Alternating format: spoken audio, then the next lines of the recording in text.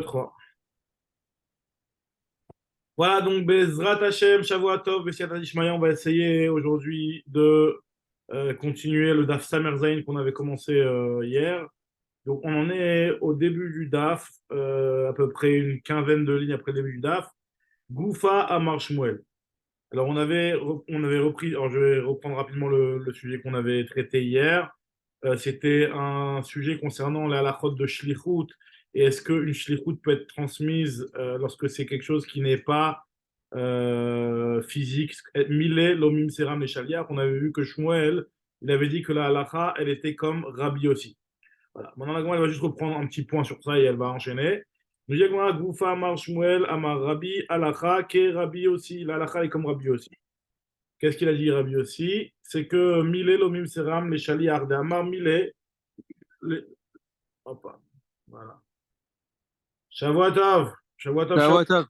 Ah, c'est Johan, c'est pas Shaoul. Shavuatov, Johan. Ah, voilà. Ça va? Ah, quand c'est tôt, c'est plus facile, alors je croyais que c'était l'inverse. Hein? Quand c'est tôt, c'est plus facile, je croyais que c'était l'inverse.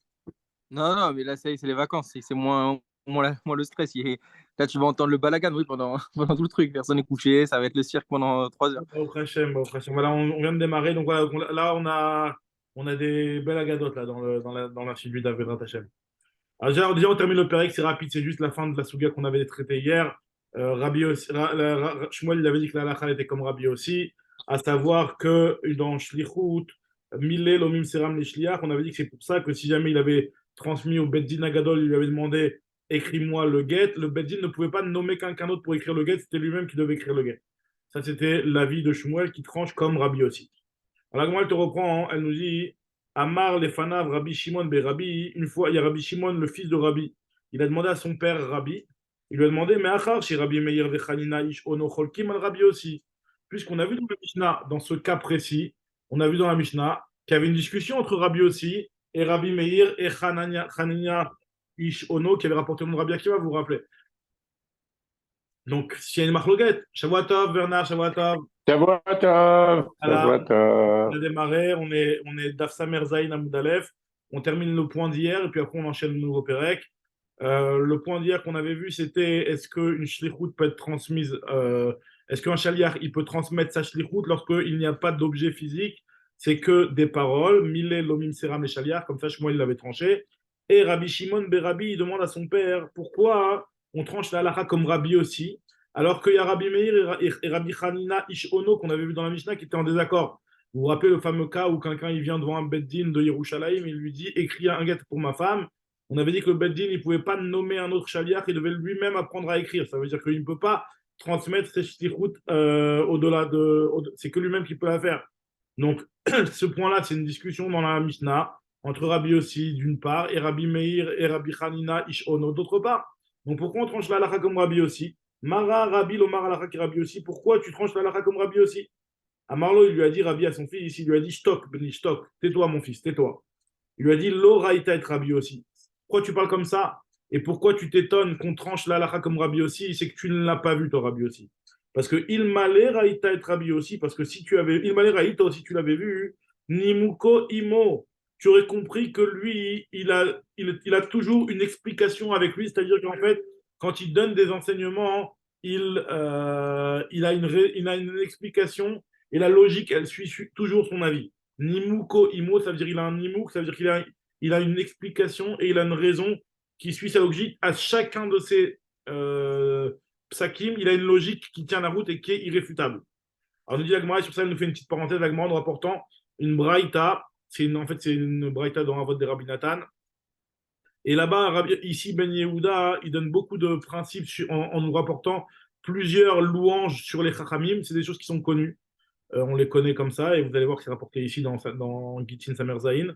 De Tanya, ici Ben Yehuda, il y a Moné Shifran Shel Chachamim. Ici Ben Yehuda, il citait la louange des Chachamim de la manière suivante. Il nous disait que Rabbi Yehuda, pareil, Rabbi Meir, excusez-moi, Rabbi Meir, non, ouais, c'est Rabbi Meir, Chacham Vesofer.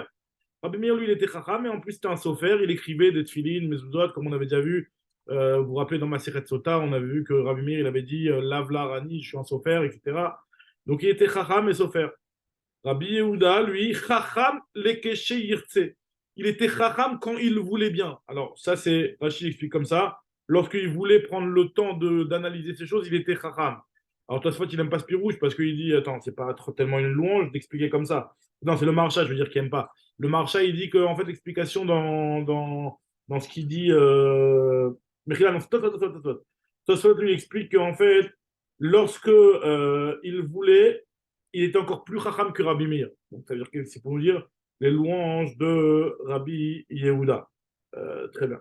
Maintenant, continue la Gemara, elle nous dit par exemple Rabbi Tarfon, Gal Shel Egozin. Lui, c'était un tas de noix. C'est-à-dire quoi un tas de noix? Il explique, Rachid, c'est comme quelqu'un qui prendrait une noix d'un tas de noix, hein, de noisettes ou de noix. Dès que tu en prends une, ben, finalement, elles vont tous être attirées et puis tomber les unes et s'enchaîner les unes derrière les autres, elles vont tous tomber. Alors, pareil aussi, Rabbi Tarfon, lorsqu'on lui demandait quelque chose, il te répondait et tout de suite apportait des tonnes de preuves et il te faisait tout le déroulement de la halakha pour te prouver ses propos. Donc, il était aussi une louange sur Rabbi Tarfon. Une louange sur Rabbi Ishmael, lui, il est comparé à l'Echanout Meyuzenet, toujours avec du vin à disponibilité dans son magasin. C'est-à-dire qu'en fait, finalement, lui, on n'avait pas besoin de le brancher sur une halakha, il était tout de suite à même de pouvoir te répondre directement. Continue la Gemara sur Rabbi Akiva, il nous dit que Rabbi Akiva, Otsar Baloum, lui, il est comparé à un Otsar. Alors, il y a deux pirouchim dans Rashi, mais un premier pirouche qui est apporté dans Rashi, c'est Otsar Baloum. C'est un trésor fermé. C'est quoi un fermé? Ça veut dire que finalement, des fois, il y avait des grandes boîtes, alors, comme ça Rashi rapporte. Il y avait des boîtes. De la même manière que on faisait des boîtes qui contenaient de la récolte, on faisait des petits compartiments où on mettait dans chacun des compartiments chaque espèce de blé ou de espèce de céréales qu'on avait ramassé. De la même manière, Rabbi Akiva, lui, avec son étude, il était aussi comme ça. C'est-à-dire qu'en fait, comme Farachi rapporte, c'est que lui, il a amassé des tonnes d'enseignements de tous ses maîtres et en fait de tout type d'enseignement, du midrash, de la halacha, de la haggadah, de tout type d'enseignement. Et lui, le soir, il prenait le temps, enfin, quand il faisait Khazara, il prenait le temps de faire le tri dans ses enseignements et il les avait de manière claire. Chaque enseignement à part. Voilà. Donc, ça, c'est un petit peu un compliment qui est donné sur Rabbi Akiva. Autre compliment qui est donné cette fois-ci sur Rabbi Yochanan ben Nouri, lui, il est comparé à un Kupat Rochlim. C'est comme la boîte d'un colporteur qui va de ville en ville et qui vend ce que tu veux, tu lui demandes, il a. Donc lui aussi, il était baki dans toute la Torah. Tu lui demandais un pasouk, il te répondait. Tu lui demandais une halakha, il te répondait. Un midrash, il te répondait. Pareil aussi pour Rabbi Elazar ben Azariah, lui, il est coupa shel besamim. C'est la même chose aussi. Il avait une boîte où il avait comme une boîte, quelqu'un qui a une boîte contenant des parfums de tout type, lui aussi, il était capable de te répondre sur n'importe quel domaine de la Torah. Et Mishnat, voilà un truc qui est connu aussi, c'est Mishnat Rabbi Eliezer ben Yaakov, Kav Venaki. L'enseignement et la Torah de Rabbi Eliezer ben Yaakov, elle est Kav, donc c'est une petite mesure. Kav, c'est une petite mesure, Yachassit, relativement une petite mesure. Venaki, mais par contre, lui, quand il vient et qu'il parle, c'est toujours propre, nickel. Souvent, la halakha est comme lui. Pour le peu de fois où il parle, la halakha est comme lui, parce que quand il parlait et qu'il prenait une position, c'est que la halakha était très souvent comme lui. Donc, c'est ce qu'on dit, Rabbi Eliezer ben Yaakov, Kav Venaki. Voilà. Il y a Joseph qui rentre. Joseph, Shavuatov. Shavuatov, Joseph. Shavuatov, de bonnes nouvelles. Shavuatov. Bonne Voilà. semaine, de votre semaine. Ratachem, une bonne semaine. Shibane Bet Hamikdash, Amen. En tout cas, Amen. on est à Daf Samer Zayin de Masechet Gitin et on vient de voir là une braïta très intéressante qui nous dit des louanges sur tous les chachamim. Là, on est en train de nous dire par exemple Rabbi Eliezer ben Yaakov, Rabbi Eliezer ben Yaakov, oui, Kav Venaki, lui, son enseignement, il était une petite mesure, mais c'était toujours propre. Et là, et le truc qui nous intéresse par rapport à notre Sugia, c'est pour Rabbi aussi. Rabbi aussi, Nimuko Imo. Il avait toujours, lui, sa raison la raison qui était avec lui. La raison était toujours avec Rabbi Yossi. Donc, c'est pour ça que Rabbi, il répond à Rabbi Shimon, son fils, il lui dit, ne t'étonne pas pourquoi je tranche comme Rabbi Yossi, alors qu'il est en désaccord avec Rabbi Meir et Rabbi Hanina Ish Ono, parce que sache que Rabbi Yossi, Nimuko Imo, la lacha, elle est très souvent comme Rabbi Yossi. Nous dit Rabbi Shimon Bar Yochai, quoi. Tochen Arbe, lui, il enseignait beaucoup d'alachot, ou Motsi Kim'a, et il en sortait un petit peu. Alors, l'Agma va expliquer, ça veut dire quoi? Quand on dit que Rabbi Shimon Bar Yochai, lui, il moudrait, comment on dit, moudre. Il moulait, comment on dit, moudrait.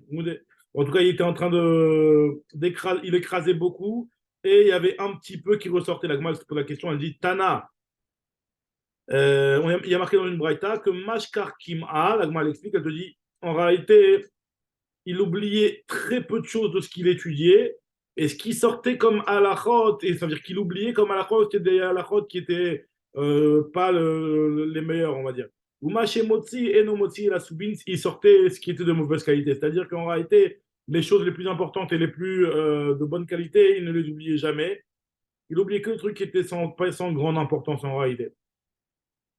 Nous disons, Rabbi Shimon et Talmidav. Pareil aussi, Rabbi Shimon, il disait à ses élèves, il leur disait la chose suivante, Banaï, mes enfants, parlant à ses élèves, il leur disait, Shanu midotai, écoutez, étudiez ma Torah, on va dire Rachid quand il explique c'est ma Torah. Pourquoi? Parce que chez midotai terumot, mes enseignements, ils sont sélectionnés. Terumot, Barour, Bachar, je les ai choisis, je les ai triés. Miterumot, et je les ai triés parmi les enseignements de mon maître Rabbi Akiva. Miterumot, Midotav chez Rabbi Akiva. Vous vous rappelez, on avait étudié dans Maseret Shebamot que Rabbi Shimon faisait partie des élèves de Rabbi Akiva. Continue la Gemara. Maintenant, la Gemara va donc. La Gemara nous dit donc, c'est pour ça, ne t'étonne pas quand on te dit que la halakha est comme Rabbi aussi, parce que Rabbi aussi, Nimuko Imo. Maintenant, la Gemara reprend et elle termine sur ça un petit peu le Pérec. Goufa, on reprend la halakha qu'on avait dit dans la Mishnah. Vous vous rappelez, on avait dit qu'on ne peut pas nommer un chaliach pour qu'il aille nommer il moulait alors. C'est bien il moulait, ouais, Khazak. Ok. Tu nous enverras le copier-coller du Becherel. En tout cas,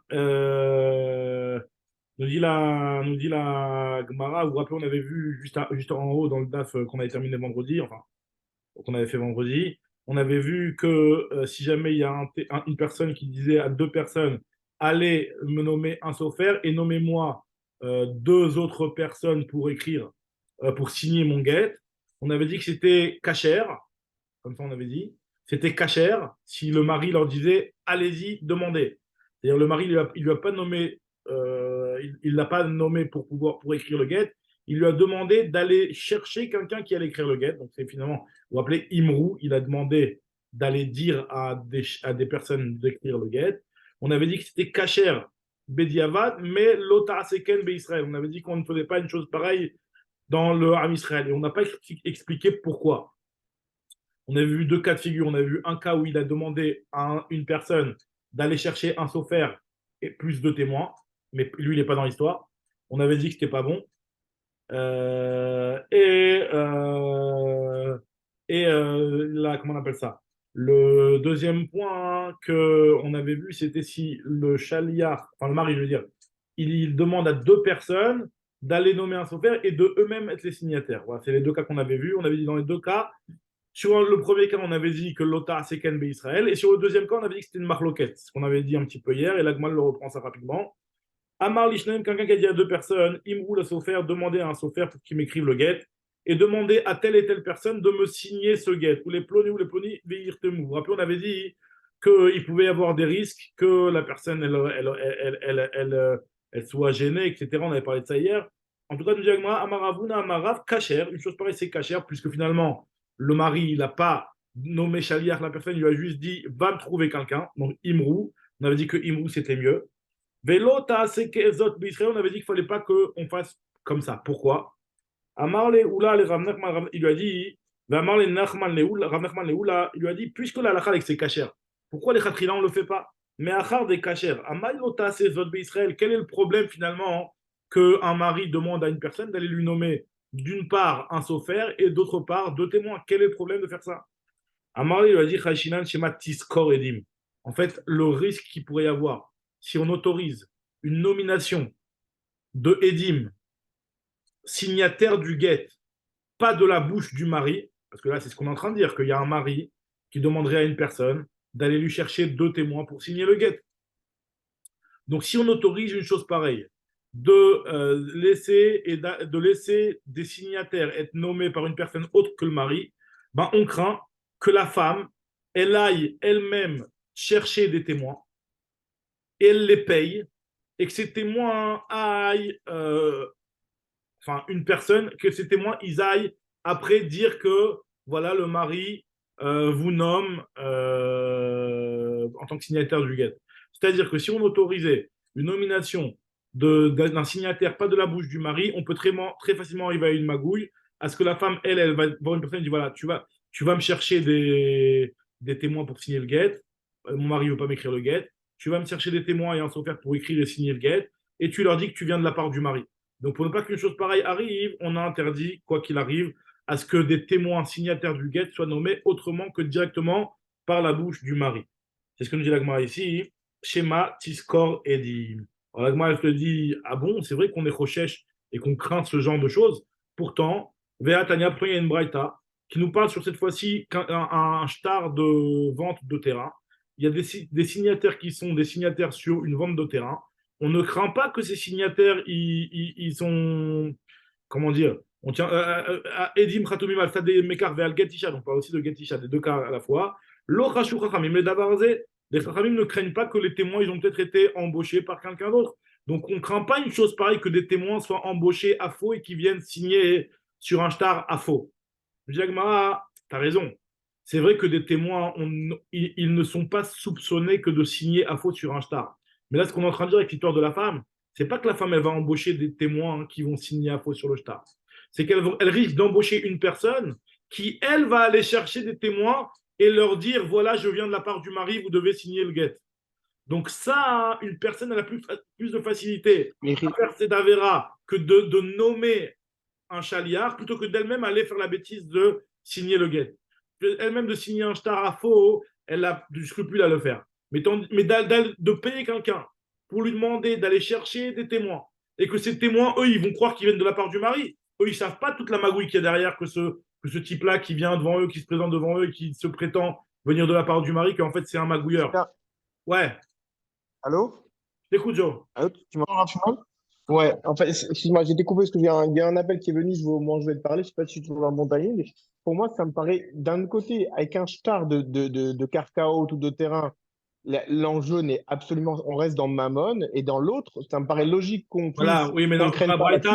dans la Braïta, on te parle des deux cas à la fois. On te parle Shtar Mekar et Get Isha. Ah, d'accord.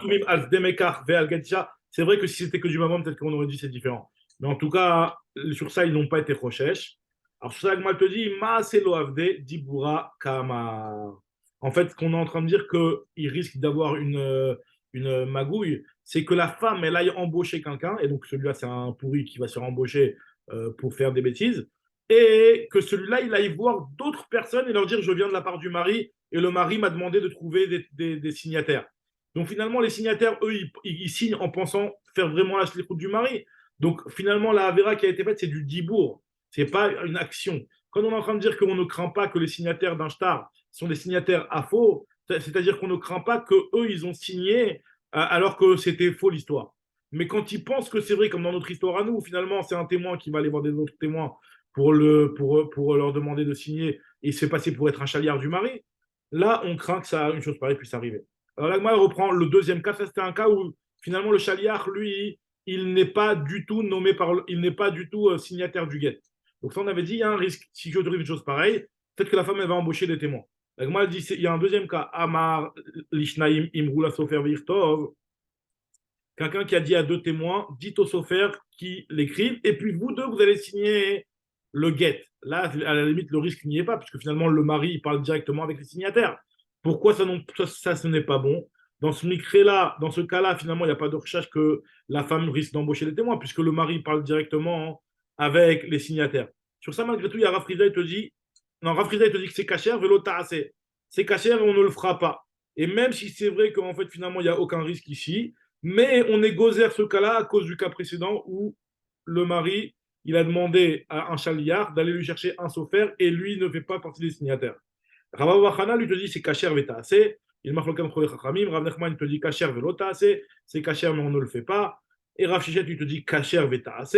Rabba il te dit kacher velotaase. Rav Yosef te dit kacher vetaase. Et l'Agmal nous dit il y en a qui inversent les noms et qui inversent les chitotes. Veika de apir leu. Donc finalement c'est une marloquette ce deuxième cas parce qu'en réalité de base il ne devrait pas y avoir de problème sur ce cas-là à partir du moment où le mari il s'adresse directement au signataire. Mais d'après ceux qui interdisent, c'est parce qu'ils disent que ce cas-là, il est facilement confondable avec le cas où le mari s'adresse à une personne, lui demande d'aller lui chercher un sofer plus des signataires, et là, ce serait quelque chose qui est risqué, comme on a expliqué. Maintenant, on termine le pérec sur le dernier cas de la Mishnah où on avait vu qu'une personne, un mari qui demandait à 10 personnes, écrivez-moi et signez-moi un guet. Comment ça se passe? Est-ce qu'il faut qu'ils soient tous les signataires? Est-ce qu'il faut qu'ils écrivent tous? Ils ne peuvent pas écrire un guet à 10. Il faut qu'il y en ait un qui représente tout le monde. Comment ça se passe? La Braïta nous dit comme ça. Elle reprend tous les cas de la Mishnah en détail. Tanoura Banan. Amar le Asara, quelqu'un qui a dit à 10 personnes, quitte-vous guet, outnou les ishti. Écrivez un guet et donnez-le à ma femme. Alors, comment ça se passe dans ce cas-là? Il n'a pas dit kulchem, il n'aura pas dit écrivez-le tous. Alors là, dans ce cas-là, kotev echad alié des kulam. Il y en a un qui écrit parmi tout le monde, pour tout le monde, on va dire.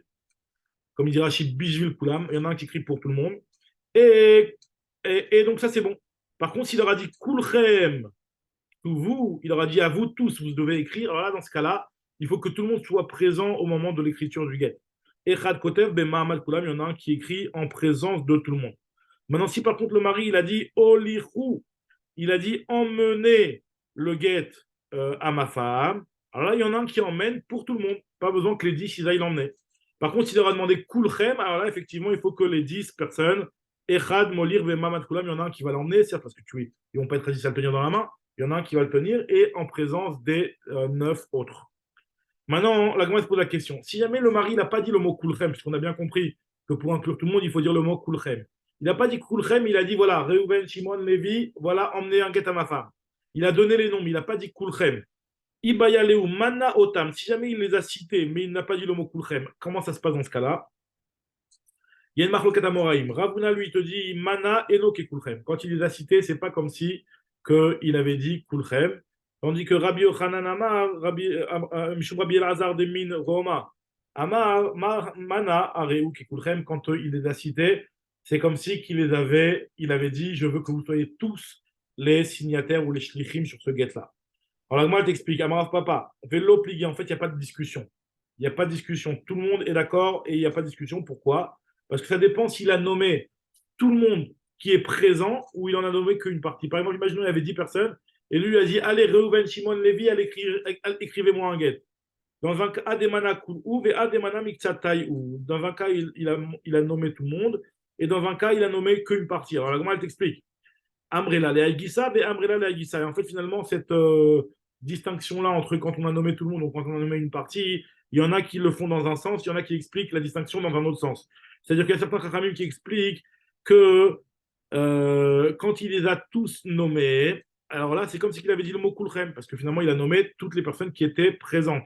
Maintenant, lorsqu'il a nommé une partie d'entre eux, c'est pas comme s'il avait dit Kulchem, c'est juste comme s'il avait juste dit, il avait juste demandé à ceux qui ont été cités de signer le guet.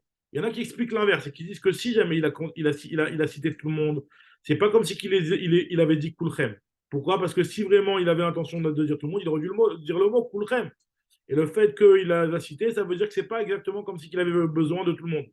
Par contre, dans le cas où il a cité une partie d'entre eux, là, tu ne peux pas dire qu'il aurait dû dire Kulchem. Il ne voulait pas dire Kulchem, puisque finalement, il voulait nommer qu'une partie d'entre eux. Donc, c'est pour ça que ça marcherait. Et c'est pour ça que ce serait considéré comme Kulchem. Donc, finalement, il y a deux avis. Comment comprendre la distinction entre quelqu'un qui aurait cité toutes les personnes présentes ou une partie d'entre eux qui sont des personnes qui sont présentes. Maintenant, la Gemara, elle termine le pérec sur ça. Itkin Rav Yehuda Begita, des Kulchem, une takana pour éviter des problèmes sur le guet, un mari qui ordonne à plusieurs personnes d'écrire un guet, il doit le faire de la façon suivante. Il a dit Rav Yehuda, Begita des Kulchem, un guet où le mari veut demander à tout le monde d'être le chaliar, que le mari dit la phrase suivante, Ktuvu, o Kulchon, o Kolchan Minchon, qui dit explicitement, soit tous ou soit un d'entre vous, pour ne pas finalement qu'on comprenne dans ses paroles que c'est qu'une d'entre elles, alors qu'en fait finalement lui il voulait dire tout le monde, et finalement le guet il va être pas valable s'il n'y a pas tout le monde. Donc pour ne pas qu'on nous rentre dans ce genre de problème, on dit au mari, c'est quoi? Dis explicitement que tu n'es pas makpid, que tout le monde vienne écrire. Au kulchon, soit tout le monde, soit une partie d'entre vous. Pareil aussi pour la signature, soit tout le monde, soit deux d'entre vous. Khatumu au kulchon, au kol treminchon. Pareil aussi pour la holacha, soit tout le monde, soit un d'entre vous. Au kulchon, au kol chad vechad minechon. Amarava Rava, il te dit oui, mais des fois, si tu obliges à dire soit tous, soit un d'entre vous, des fois, il ne va pas terminer sa phrase, il va dire le mot kulchon, il va s'arrêter là, on va rentrer dans le problème. Zimnim des dibouré, des fois, il va s'arrêter en plein milieu de phrase, il va dire kulchon, il ne va pas dire kolchan minachon. et on va rendre pas sous un guet, parce qu'on va dire qu'il n'y avait pas tout le monde, alors qu'en fait, lui, il ne voulait pas nommer tout le monde. Et donc, finalement, le guet doit être kasher. Et là, Rava, il a dit, en fait, il doit dire la phrase suivante, Koudvou kol chad minchon. Il ne doit pas dire le mot kulchem, il dit écrivez chacun d'entre vous. C'est-à-dire un d'entre vous, quoi. Signez deux d'entre vous. Ou ovil ou kol chad minchon. Emmenez le guet chacun d'entre vous. Enfin, un parmi vous. Chazak Baruch Adran Alach Aomer, Baruch Hashem, on a terminé le 6e Pérec de Masechet Gitin. Là maintenant, on commence le 7e Pérec. Alors, le 7e Pérec, il est intéressant. Hein. Surtout au début, il va y avoir des agadas très intéressantes et on va voir un petit peu de la médecine, on verra de la médecine, pas de la médecine chinoise, on va dire de la médecine babylonienne. On va voir tout de suite, vous allez voir de quoi je parle, c'est des cas, des réfouates très particulières. En tout cas, nous dit la Mishnah. La Mishnah nous dit comme ça. Misha Chazo Kourdiakus. Alors, Kourdiakus, c'est celui qui a été pris et on va dire, comment on appelle ça, envoûté par une shida qui en fait qui s'en prend à un homme qui aurait trop bu de vin, du vin qui est neuf, du vin du Beaujolais nouveau, hein, qui aurait bu trop de vin qui vient directement du pressoir et qui n'a pas encore eu le temps de comment on appelle ça, de tassas. Il n'a pas eu le temps de fermenter, quoi, de fermenter.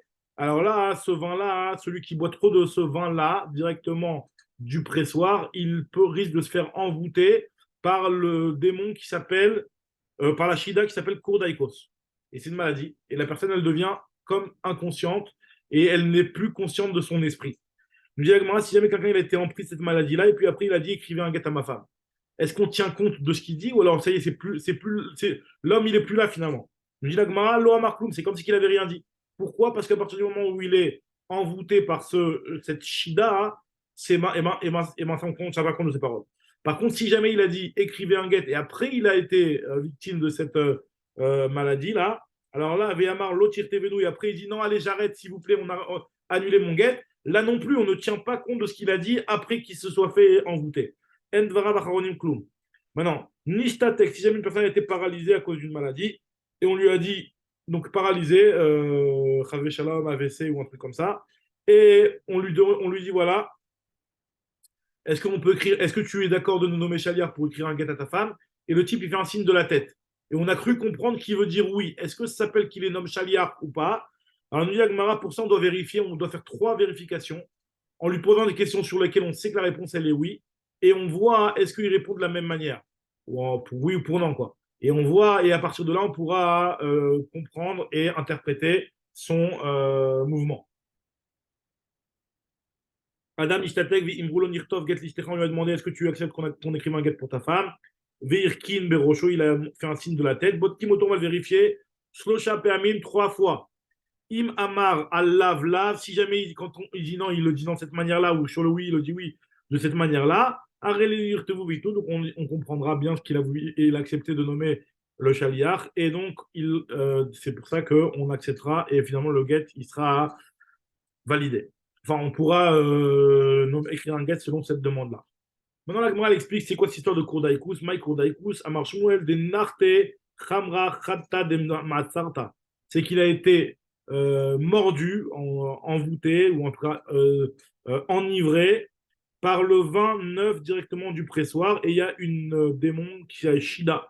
Alors, Shida en Nekeva, hein, je ne sais pas, c'est un shed en féminin, qui s'est empris de lui et qui embrouille son esprit. Je dis Agmara, alors pourquoi on ne te dit pas tout simplement celui qui est pris par la maladie de celui qui est enivré par le vin? Pourquoi tu me parles du démon? On veut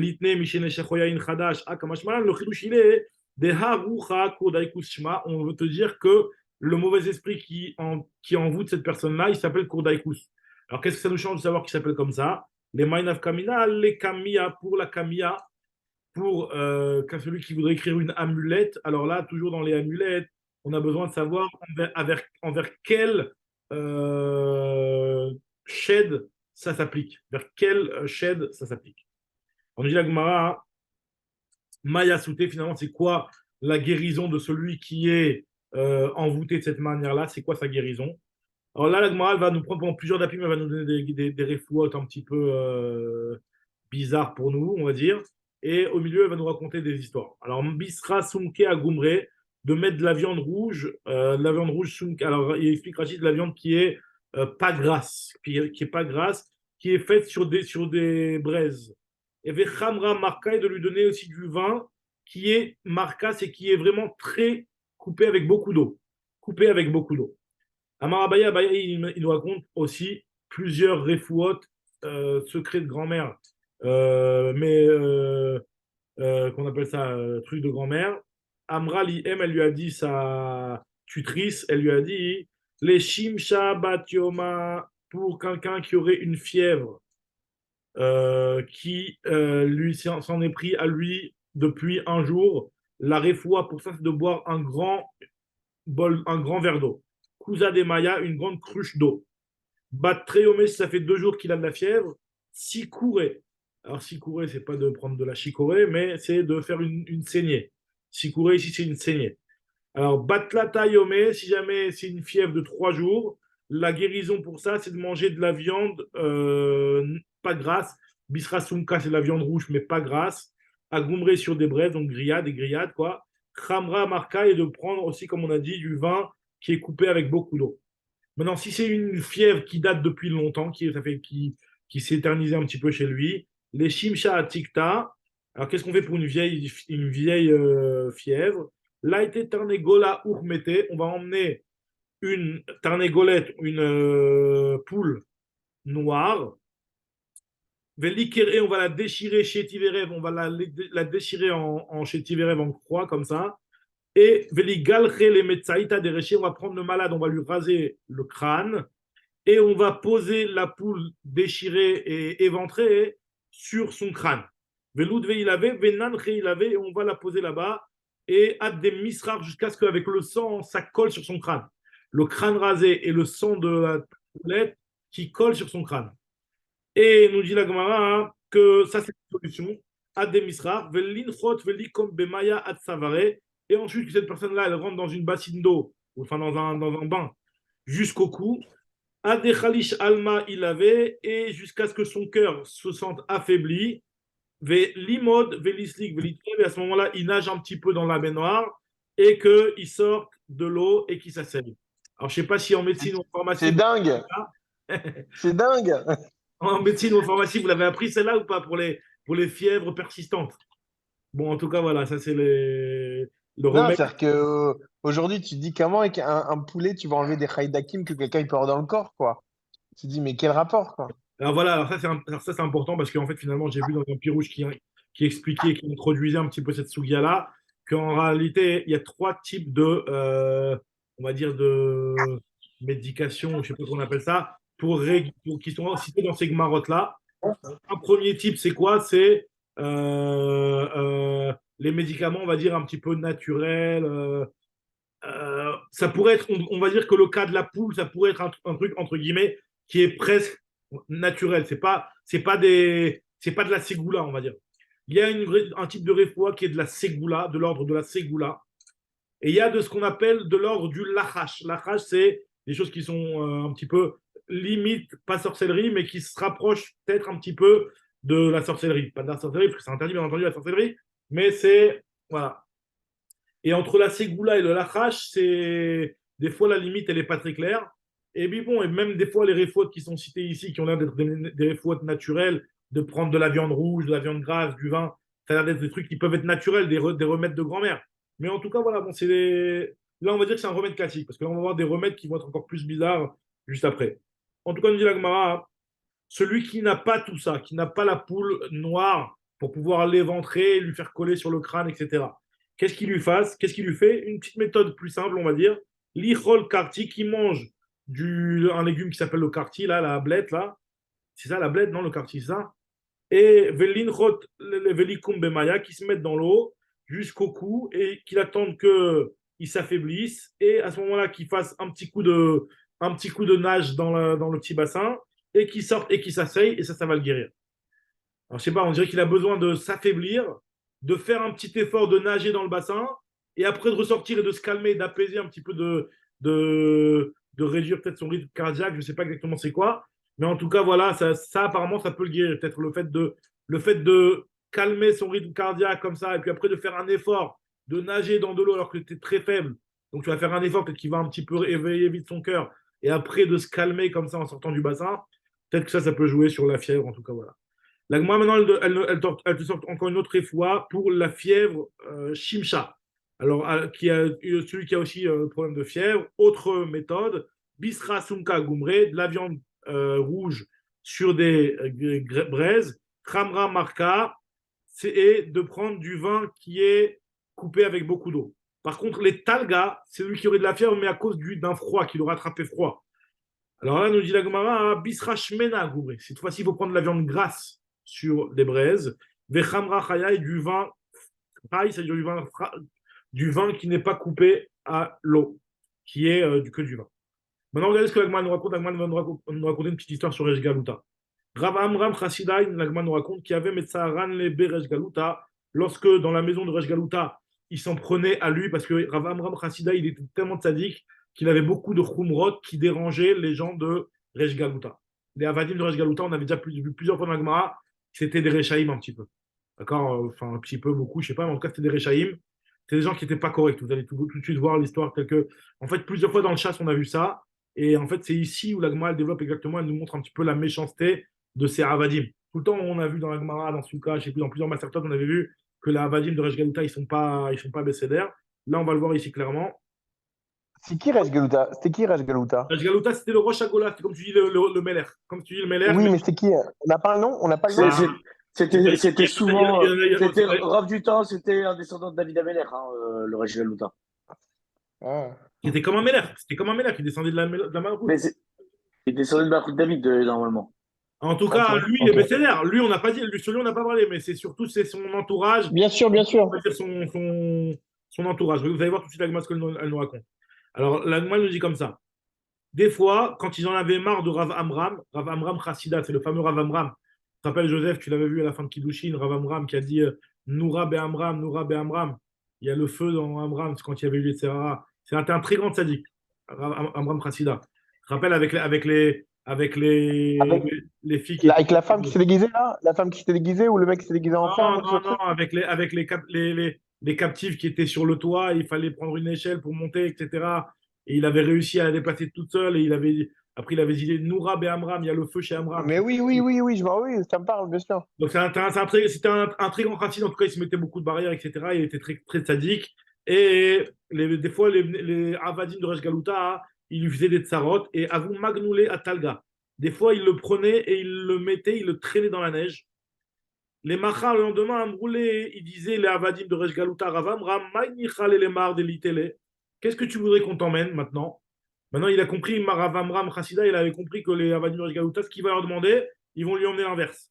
Alors Amar, il a dit Kol Damin Aleoumi Pacha après. Ceux-là, tout ce que je vais leur demander, ils vont me donner l'inverse. Amar Léou, il leur a dit donnez-moi de la viande sèche, de la viande pas grasse, sur des braises, et du vin coupé avec beaucoup d'eau.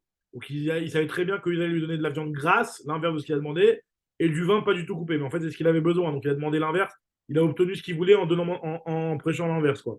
Aïtele, il lui ont emmené Basra Shmena à Goumre, de la viande grasse sur des braises, Vechamra Chaya et du vin non coupé. En tout cas, la Gemara nous raconte que Sham'a Yalta, qui était la femme de Rav Nachman, qui était une femme très importante, elle était la fille du Nasi et la femme du Av Beddin. Donc elle était ouais, c'est comme tu dis, Zichron Livracha, la femme de Rav Chaim Kanievski, la fille de Rav Eliashib. C'était genre, voilà, la grande de la génération, quoi. En tout cas, elle a vu que Rav Amram, il était dans cette situation-là. Maïlele Lebe Masuta, elle a ramené Rav Amram, elle a fait rentrer dans son bain. Elle a ramené chez elle, quoi, et pour qu'il aille dans le bain. Umukmele Bemaya de Bemasuta, et elle l'a mis dans le Bet Amerchatz. Jusqu'à ce que l'eau, il était tellement malade, Rav Amram, de ce qu'ils lui ont fait souffrir, apparemment, les enfants les Avadim de Resh Galuta, que l'eau du bassin, il s'est transformé en sang. Des Maya de Bemasuta, Avudama. La couleur de l'eau est devenue rouge comme du sang à cause de. Alors, Rachid explique que c'était de la transpiration rouge qui sortait du gouffre de Rav Amram à cause de ce qu'il avait mangé de la viande grasse. En fait, c'est pas à cause de la souffrance des Avadim. Il avait mangé tellement de viande grasse Et en fait, c'était ça le médicament de sa maladie. C'était de manger tellement de viande grasse qu'il avait, ça se ressentait dans sa transpiration, elle avait une couleur particulière apparemment. Vekae, bisra, pchité, pchité. Et sa chair à Rav Amram, elle est devenue avec plein de taches, pchité, pchité, c'est plein de taches rondes comme ça. En tout cas, Agman nous raconte Rav Yosef, Iyasek Berechaya, Rav Yosef, lorsqu'il attrapait froid, sa méthode, c'était de travailler au moulin. Il travaillait et il faisait tourner le moulin. Il allait à la salle, quoi. Il faisait du sport. Il faisait du cardio. Il faisait du cardio. Et Rav Shechet, lui, il faisait Iyasek Bekashure, il portait des poutres pour travailler. Amar Gedola Melacha, Shemechamemet et Baala, le travail, ça réchauffe le corps, quoi. C'est quelque chose qui réchauffe le corps. Et donc, celui qui attrapait froid, il faisait ça. D'accord. Amar les Resh Galuta, les Rav Shechet. Resh Galuta, il a dit Rav Shechet. Maintenant, Agman nous raconte l'histoire entre Resh Galuta et Rav Shechet. Regardez cette histoire. L'Agman nous dit Maïta Amal au Saïd Margaban. Pourquoi tu viens jamais manger, toi, Rav Shechet, tu viens jamais manger à la maison chez moi, le Resh Galuta. Amar il a dit Rav Shechet, tu lui as dit clairement Delo Malou Avde, tes Avadim, ils sont pas abécédaires. J'ai peur qu'ils vont me donner à manger n'importe quoi. Des Chachide à Ever Minachai. Ils sont même carrément soupçonnés de donner à manger du Ever Minachai, donc un membre d'une bête vivante. À Marley, il lui a dit Miemar, qui t'a raconté ça? À Marley, Ashta, Marvina, je vais te montrer, je vais te prouver que c'est vrai ce que je suis en train de te dire. Alors, qu'est-ce qu'il lui a dit? À Marley, les Chamay, il a dit Rav Shechet à son Shamash Zil Genov, Aiteli Chadakar Mechevata. Va en cachette et tu vas m'emmener une des pâtes qui est dans le plat qu'ils sont en train de préparer les Avadim de Resh Galuta. Donc, vole-moi une pâte. Il est parti, il lui a amené. Aïtele, il lui a amené. À Marley, où il a dit Rav Shechet, Ahadmoule Adme Dechevata. J'aimerais bien que vous me reformiez dans le bouillon que vous avez, au poulet que vous êtes en train de me faire. Reformez-moi le poulet, sortez-moi l'aile, sortez-moi les pâtes, et je veux que vous me reformiez le poulet. Ou alors la bête quoi, en question. A été tlat carré, en fait, finalement, c'était même pas un poulet, c'était un truc avec 4 pattes, donc c'était pas un poulet. En tout cas, ils ont ramené 4, peut-être deux pattes et 2 cuisses, peut-être, et 2 ailes, je veux dire. En tout cas, ils ont emmené 3 pattes, il en manquait une quatrième. Au Tivukame, ils lui ont posé Mechila, ils lui ont posé donc finalement les Abadim, ils ont reformé la carcasse de cette BMA là, et il n'y avait que 3 pattes. À Marléou, il a dit Rav Shechet au Avadim, ah bah la chalosh ragalaim, celle-là elle a que 3 pattes, c'est bizarre. Pasok Aitu Hadam et Alma au Tivukame.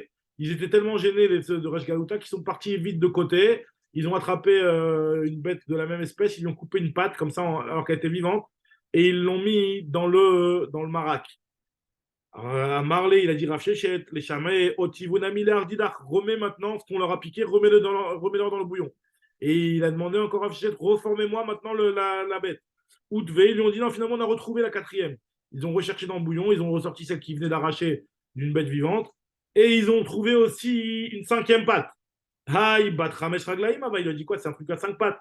Donc il a compris, Resh Galuta, que finalement, ces Avadim, c'était des pourris et qu'ils étaient même prêts, histoire de ne pas avoir honte, de donner à manger du Ever Minachai. Donc Resh Galuta, il a dit à Rav Shechet, il a dit ok, je te comprends. Alors viens, tu sais quoi, amène tes mashgichim et fais manger, mange-toi ta cache-route, la cache-route que tu manges toi. Ok, je suis d'accord que tu n'acceptes pas de manger de mes Avadim, mais alors viens manger chez moi et tu me prépares-toi. Yachilev des Kamedemar, que ton shamash il le fasse pour toi. Velichol, pour que tu puisses manger. À Marley, les Chaye, il a dit ok, il n'y a pas de problème. Alors, nous dit Agmara que Kerivu Tachakamaï, où ils ont approché la table devant eux pour faire la Séouda. Vaïtou Kame Bisra, ils ont emmené, Rav Shechet, ils ont emmené de la viande. Au Tivu Kame, ils ont posé la viande devant lui. Ristena de China de Chanka Chamta. Et ils ont mis les Avadim de Resh Galuta, c'est pourri encore. Ils ont mis un os petit et rond qui est sur le Kaf Regel, Kaf Ayerer, je veux dire, et que celui qui l'avale, il s'étouffe. Un truc qui était dangereux si on le voyait pas, il était petit, mais celui qui le mangeait, il se faisait étouffer. Et Rav Shechet, lui, qui était aveugle et qui voyait pas, c'était très dangereux pour lui. Et il a réussi en touchant et en touchant un petit peu la viande qui était devant lui. Au toucher, il a réussi à capter qu'il y avait un problème. Et ce qu'il a fait, Gachéché, il a touché avec ses mains. Veshakle, Kadre, Bessoudare, il a pris tout le morceau de viande et il l'a mis dans son mouchoir ou dans son dans son mouchoir. Ah, les bâtards des Achil, après qu'ils ont terminé la Seouda, ils ont voulu vérifier pour qu'est-ce que Rav Shechet il avait mis dans son mouchoir. Ils n'avaient pas compris les Avadim de Resh Galuta. Qu'est-ce qu'ils ont fait? Amrele, ils ont dit les Avadim. Regardez, c'est pourri comment ils sont ces Avadim là. Ils ont dit Ignav lan kasa de kaspa. On s'est fait voler un verre en argent. On va fouiller tout le monde maintenant. Que tout le monde vide ses poches. Que tout le monde vide ses poches. On s'est fait voler un verre en argent. Alors, on dit Badé des Kamaïne Veate, pendant qu'ils étaient en train de rechercher et de fouiller chacun, ils ont vu que Rav Shechet, il avait dans son mouchoir de la viande. Et ils ont dit à Vadim, à Mroulé, ils ont dit à Vadim, à Reshgaluta, regarde un petit peu, toi, tu l'invites à manger, tu lui demandes de manger avec sa viande, etc. Et même ça, il ne va pas nous le manger, il nous fait des souffrances. Khazé mar de l'omechal kabae et là les tsaouran. Non seulement il ne veut pas manger, il veut juste nous prendre la tête. En réalité, il ne veut pas manger, c'est une prise de tête celui-là. À Marléo, Rachid la radio, à Vadim, pas du tout. J'ai pas mangé ces morceaux de viande parce qu'il provient d'une bête qui avait la lèpre ou qui avait du shrine, qui avait des boutons, on va dire de la lèpre.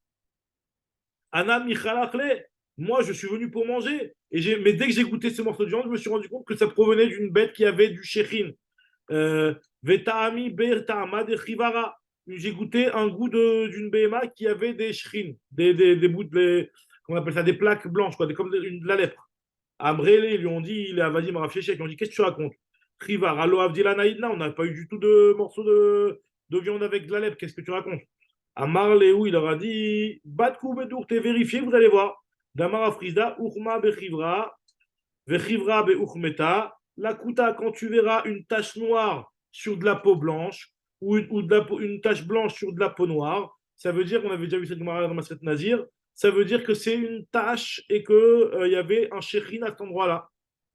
Ils ont vérifié, effectivement, ils ont trouvé qu'il y avait ça. Maintenant, le vrai problème en réalité, c'était parce qu'il voulait l'étouffer et il a caché ça. Mais bon, je sais pas pourquoi, c'est pas clair pourquoi il n'aura pas dit directement le problème. Voilà, le problème, il est que vous avez. Sauf fois, tu parles un petit peu de ça, mais bon, pourquoi il n'aura pas dit directement le problème, il est que vous avez voulu m'étrangler. Voilà, c'est tout. Vous avez voulu me tuer et j'ai capté, c'est tout. Bizarre. Et même Resh Galuta, au final, il ne se rend pas compte qu'au final, il a bouffé un truc taref toute sa vie. Ah ouais, mais c'est bizarre ça aussi. Ouais, c'est vrai. C'est très space. Pourquoi il les a pas basés? Pourquoi il y a une deuxième histoire? Ah ouais, non, mais apparemment, c'est Avadim, c'était vraiment des personnes horribles. En tout cas, on dit Agmara que les Avadim de Regaouta, ils ont voulu, quoi qu'il arrive, faire du mal à Rav Shechet. Ils ont continué.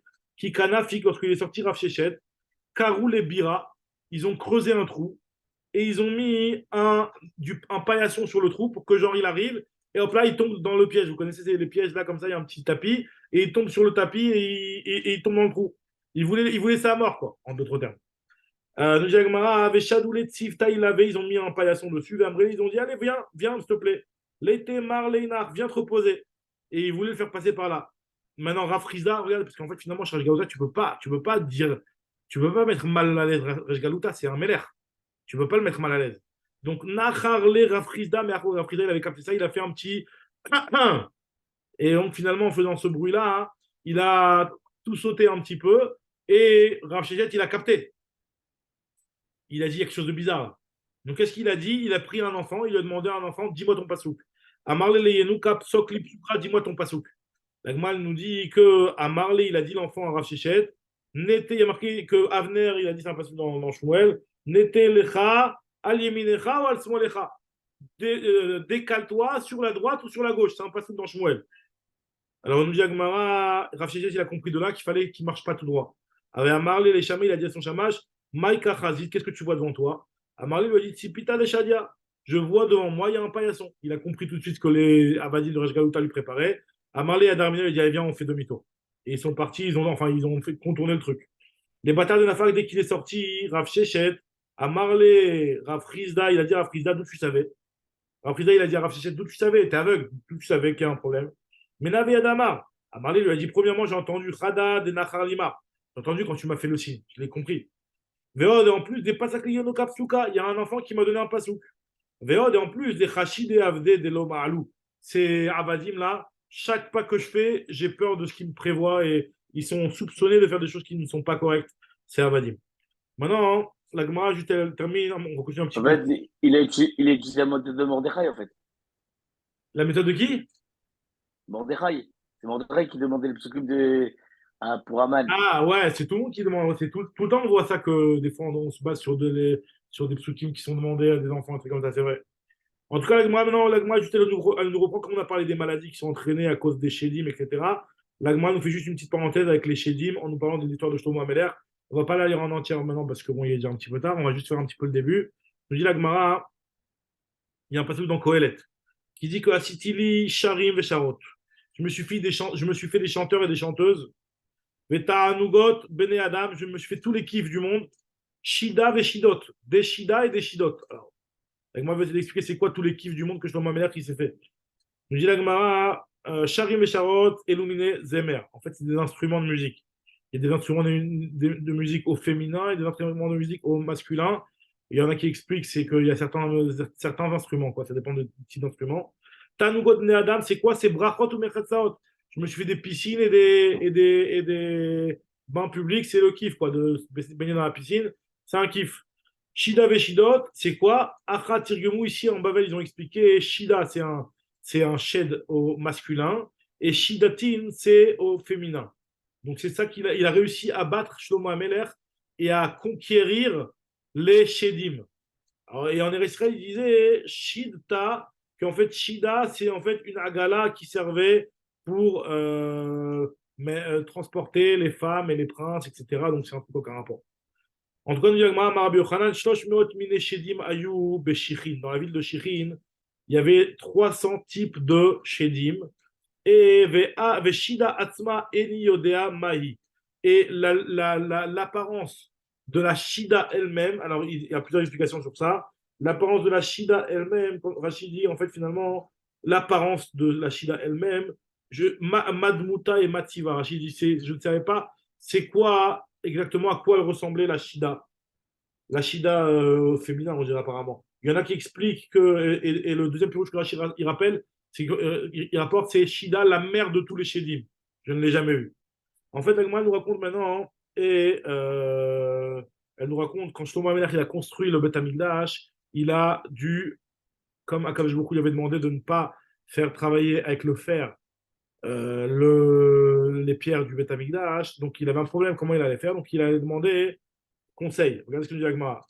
L'Agmar dit à Marmar, Achat Argimu Shida Veshiditin. L'Agmar te dit ça, Shida, Shidatin, les Maïbaye. Pourquoi Shlomo Amelach avait besoin de Shedim? L'Agmar nous raconte qu'en fait, pour la construction du Beth Amikdash, il avait besoin de demander des conseils au Shedim, comment faire pour trouver le Shamir. Parce qu'en fait, nous dit Agmar, il est marqué dans le Passouk concernant la construction du Beth Amikdash, Ve'abayit Beibanoto, lorsque Shlomo Amelach il a construit le Beth Amikdash, Even Shlema Masa Nivne. Ça a été construit avec des pierres entières. Et il y a marqué que dans la suite du passage, là-bas, il y a marqué Garzen Kol Kli Barzel, Lonishma Baï Beibanoto. On n'entendait pas le bruit du fer lorsqu'il y a eu la construction du Beth Amikdash. À Marléou, les Rabbanan, Shlomo Amelach, il a demandé au Chachamim, et Riyavid, comment je vais faire pour avoir des pierres qui soient taillées sans utiliser le fer? Amroulé lui ont dit Ika Shamira. Il y a le Shamir. Vous vous rappelez le Shamir, on avait vu dans ma Masechet Sota que le Shamir il avait servi à graver les pierres du éphod pour graver les noms des Shvatim à l'intérieur des pierres du éphod sans utiliser ni de l'encre et sans faire perdre quoi que ce soit de la pierre elle-même. Pour que la pierre elle reste Bemilou Otam et que ce soit Pitou Otam. Vous vous rappelez, on avait parlé de ça.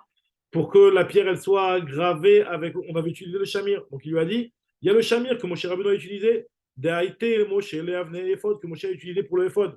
À Marléou, il a dit Shlomo Amelech, Echa Ishtekar, où c'est que je peux le trouver le Shamir? À Amroulé, ils lui ont dit Aïté, Shida, Beshitin, apporte les Shedim, et eux, ils vont te dire, Kafshin ou Adade, tu vas les faire souffrir un petit peu, et ils vont te balancer où c'est qu'on peut le trouver le Shamir. Efshar Deyad, c'est possible qu'ils le sachent et qu'ils vont te le dévoiler. Omega Ulecha, ils vont te le dévoiler. Aïté, Shida, Beshitin, il a apporté ces démons-là, il les a forcés. Kafshinu à Adade. Amri, ils ont dit Anan lo yadrina, nous on ne sait pas. Mais Dilma Ashmedai Malka Deshide Yada. Peut-être que Ashmedai, le roi des Shedim, peut-être que lui, il sait où il se trouve. À Marléo, il a dit Echeite, où je peux le trouver Ashmedai? Alors ils lui ont dit, à Amrele, ils lui ont dit Eite Betura Plan, tu peux le trouver sur cette telle montagne. Il a une montagne, en fait, c'est la montagne de laquelle il va s'abreuver, Ashmedai. Parce que Karye les Bira, Dans cette montagne-là, il s'est creusé un bord qu'il a rempli, ou Malia le Maya qu'il a rempli d'eau, ou Mikasia Betinara, il a recouvert ce bord-là avec une pierre, et il met son tampon sur la pierre pour vérifier que ce puits-là ne soit ouvert par personne. Vechol Yoma, et tous les jours, Hashmedai, on parle de Hashmedai, le Melech des Shedim, Salik l'Irakia, il monte dans le ciel, il étudie à la Yeshiva Shel Mala, il descend en bas, il étudie à la Yeshiva Shel Mata. C'est un grand matmi de Hashmedai. Vechol Yoma Salik l'Irakia, Vegamar Metifta d'Irakia, il étudie dans la Yeshiva Shel Mala. Venachit Lehara, il descend sur terre, Vegamar Metifta d'Ehara, et il étudie dans la Yeshiva Shel Mata. Veata Sayirle les Gushpanke, tous les jours il vient vérifier si on n'a pas touché à son puits, il ouvre son tampon, il enlève la pierre, il boit un petit peu d'eau, il referme, il remet un tampon, et comme ça tous les jours. Megalele, Veshate, ou Mechase, Vechatimle, Veazil, et comme ça il ferme le bouchon. Qu'est-ce qu'il a fait Shlomo Ameler, Chacham Mikol Adam? Il a dit, ok, je sais comment je vais l'attraper. Chadré, il a envoyé Benayahu Ben Yoyada. Il a envoyé Benayahu Ben Yoyada. Il a Avlé, il lui a donné. Premièrement, alors là, ça va être, la chasse au, comment on appelle ça là, Ghostbusters. Vous connaissez Ghostbusters, c'est inspiré d'ici. La chasse aux fantômes. Comment il a fait? Il lui a donné une chalchelette, l'Avdil, hein, bien entendu, on rigole. Il lui a donné Shushilta de Dachakik Aleshem. Il lui a donné une chaîne sur laquelle était gravé le Shem Amefourash, le Shem Hashem, on va dire. Il y avait aussi des menottes, Isketa, sur lesquelles il y avait le nom d'Hachem qui était gravé, des Chakik Aleshem. Il lui a donné aussi Gaveve de Amra, et vous allez comprendre pourquoi il lui a donné aussi du coton. Et il lui a donné, enfin de la laine, quoi. Vezike de Khamra, il lui a donné des cruches de vin. Et Azal, qu'est-ce qu'il est parti? Benayahu Ben Yoyada. Il a pris tout ça, il est parti dans la montagne en question. Il a trouvé l'endroit où il y avait le puits de Hashmedai. Il a creusé un puits en bas du puits de Hashmedai pour que finalement l'eau, elle se vide dans le nouveau puits sans qu'on ait besoin d'ouvrir le puits par en haut. Il a creusé en bas de la montagne un autre bord et il a fait un petit tunnel souterrain pour que l'eau, elle s'évacue dans le nouveau bord qu'il a creusé. Azal Karabira Mitatae, Veshafinou les Maya, et l'eau, elle s'évacue là-bas. Vesatmimu Begave de Amra. Et ensuite, il a fermé ça, bouché ça avec de la laine. Pour ne pas qu'après, ce qui soit rempli dans le. Parce qu'il va remplir le puits avec du vin. Le puits de Hashmeda, il va le remplir avec du vin. Et pour ne pas que le vin après soit réévacué dans l'eau, il a mis de la laine qui allait boucher. Ensuite, il a pris. Pourquoi de la laine? Pourquoi la laine? C'est quand même, c'est Sofeg, la Ouais, laine. c'est vrai, mais apparemment, c'est vrai que c'est bizarre. Je suis d'accord. La laine, c'est Sofeg, normalement, c'est même. Ça peut être facilement transpercé, quoi. Je sais pas, ouais, c'est vrai. Ah ouais? Apparemment, c'était. Je sais pas pourquoi c'est ça. Ouais, je disais ça. En tout cas, on dit l'Agmara qu'il n'a pas fini l'histoire, donc il est parti maintenant creuser un bord, parce qu'il ne devait pas toucher le bord de Hashmedai. Il a creusé un bord au-dessus du bord de Hashmedai, dans lequel il a mis du vin. Il a fait un petit tunnel entre les deux borottes pour que le vin qu'il a rempli dans le bord qui était en hauteur, il tombe maintenant dans le bord qui est de Hashmedai. Et finalement, que le bord de Hashmedai, il se vide de son eau grâce au bord d'en dessous, et il se remplisse de vin grâce au bord du dessus, parce qu'avec le chok des kilim shtuvim, comment on appelle ça, on avait déjà dit ça, comment on appelle ça là, bref, pour que l'eau, le vin, il allait être attiré vers le bas, et donc du coup, les vases communicants. Les vases communicants, grâce à la loi des vases communicants, le vin, il allait être attiré, finalement, le bord, il va se remplir, puisque finalement, le vin, il était dans un truc qui était plus élevé, donc il allait être attiré vers le bas, et ça allait remplir le bord entièrement de vin. Donc finalement, ce qu'il a fait, il a creusé donc finalement le bord Malia les Maya, Mikasemitinara, Vechad Megebegu. Non, mais j'en suis, j'ai retrouvé une ligne. Alors, Vesatme Begav de Amra, il a crevé Kara, il a creusé un bord, mais il a au-dessus. Et Shafrin ou les Khamra, il a jeté le vin, Vetaminou, et comme ça, il l'a caché. Et donc, Salik Yatif Beilana, donc finalement, Benaya ou Ben Yoyada, il attendait de voir qu'il arrive à Shmedai, il s'est mis sur un arbre. Qui atteint lorsqu'il est arrivé chez Shmedai pour voir son tampon, il a vu que personne n'a touché, donc il a ouvert. Gushpanka, Galier, il a ouvert, Ashkeche Khamra, il a vu que c'était du vent. Il a dit à Shmedai, Keti, il y a marqué dans le passou. Alors, c'est un passou dans Michelet, donc a priori, ce passou-là, il n'était pas encore écrit, mais quand même, malgré tout, il dit Tosfot qu'on connaissait quand même ce passou-là. Letz Yayin, Ome Shecha, Bechol Shogebo Lo Yerkam. Tout celui qui prend le vin, il ne sera pas Raham. Donc il ne voulait pas prendre le vin. Il y a marqué aussi dans le passage dans Oshéa, Znout Veyayin Vetirosh Ikachlev. Le Yahin, il va prendre le cœur. Donc il ne voulait pas prendre le vin. Il a attendu jusqu'à qu'il crève de soif. À la fin, il n'en pouvait plus. Il a bu le vin. Lorsqu'il crevait de soif, il ne pouvait plus se retenir. Ishte, il a bu. Rava, Vegana. Et ça l'a donc rendu ivre et il s'endormait. Donc imaginez-vous, on parle d'un shed, on ne parle pas d'un démon ou d'un malach ou d'un fantôme. On parle d'un shed. Un shed, il avait la forme de l'homme. C'était même comme un homme. Donc qu'est-ce qu'il a fait? Il s'est endormi. Nachit Ata, il est descendu de l'arbre Benayahu chez Ashmedai. Shadabe Shushil, il a mis la chaîne et il a fermé qui itar lorsqu'il s'est réveillé Ashmedai avec Ami Parzel. Il était en train de se débattre. Amarli lui a dit Shema de Marachalach, Shema de Marachalach. Ne te débat pas, tu as le nom de ton maître qui est sur la chaîne qui t'accroche. Dit la Gemara, qui n'a quitté Véaté lorsque il était en train de l'attraper. Donc finalement, Benayahu, il a traîné Ashmedai jusqu'à chez Shlomo Ameler. Donc il a la Gemara nous raconte ça, et on va s'arrêter sur ça parce qu'on reprendra la suite demain. La Gemara nous raconte maintenant lorsque, on va juste tourner la page histoire de la bonne conscience, et que Kina Kitlé, lorsqu'il l'a attrapé, Véaté, Mata Dikla, dès qu'il s'est cogné contre un palmier, Kraf B, il s'est cogné contre le palmier, Chadier, et il a fait tomber. Mata le Beta, il s'est cogné contre une maison, il s'est approché d'une maison, il s'est cogné contre la maison, et la maison, elle s'est effondrée. Shadia, elle s'est effondrée. Mata Gabe Kuba de Haï Armelta, il est arrivé au niveau de la petite maisonnette d'une veuve. Nafka, donc dès qu'elle a vu ça, cette veuve-là, elle a vu que tout ce qui touchait, ça tombait. Elle est sortie, elle l'a supplié, elle l'a supplié, et donc pour ne pas que Ashmedai lui abîme sa maison.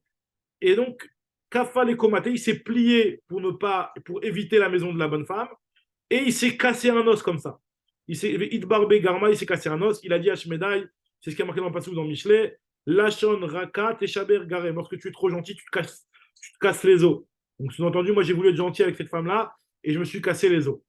Alors, l'Agma nous dit que il a vu. On va juste s'arrêter là, je pense. Chaza, il continue son chemin. Attendez une seconde.